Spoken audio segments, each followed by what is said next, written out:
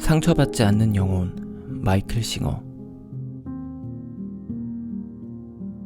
당신이 죽음에 대해 아무런 생각 없이 살고 있다고 해보자. 그런데 저승사자가 찾아와서 말한다. 가야 할 때가 됐으니 이제 가세. 당신이 대꾸한다. 안 돼요.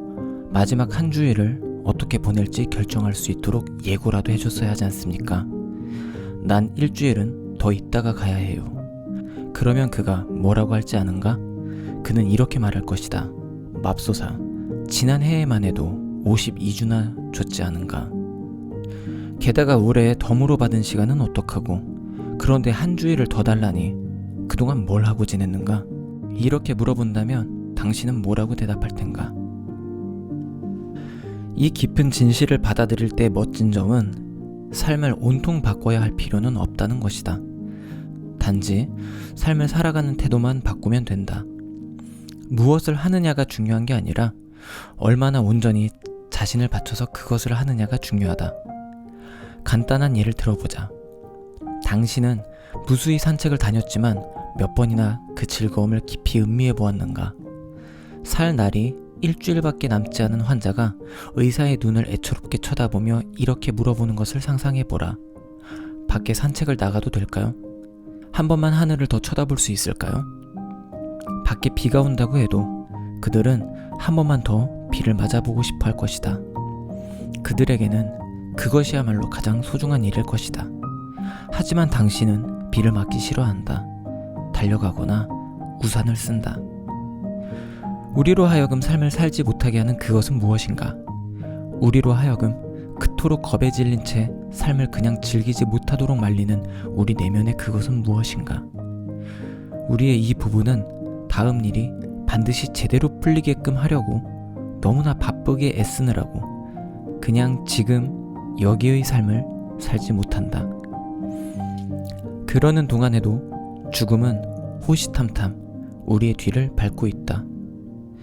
죽음이 오기 전에 정말로 살아보고 싶지 않은가? 아마도 예고 따위는 없을 것이다.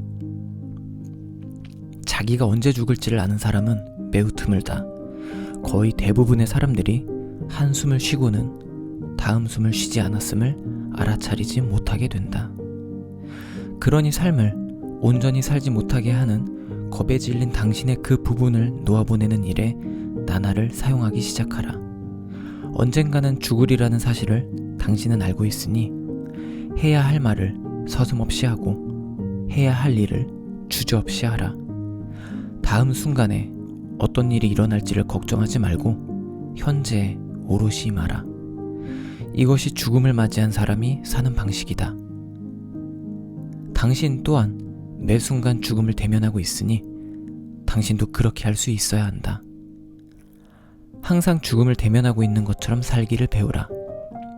그러면 당신은 더 대담해지고 가슴이 더 열릴 것이다. 삶을 온전하게 살면 마지막 소원 같은 것은 품고 있지 않을 것이다. 매 순간을 충실히 살았으므로. 그래야만 당신은 삶을 온전히 경험한 것이고 살기를 겁내는 당신의 부분을 놓아보낸 것이다. 삶에서 얻어야 할 유일한 것은 삶을 경험함으로써 오는 성장임을 당신이 이해했을 때 두려움은 사라질 것이다. 죽음이 당신을 해방시키게 하라. 죽음으로부터 삶을 온전히 경험할 용기를 얻어라. 다른 일이 일어나게 하려고 애쓰느라고 삶의 한순간도 허비하지 말라. 당신에게 주어진 순간을 감사하고 음미하라. 시시각각 죽음이 다가오고 있는 것을 모르겠는가? 이것이 삶을 사는 방법이다. 죽음의 낭떠러지 끝에 서 있는 것처럼 살라. 왜냐하면 실로 그러하니까.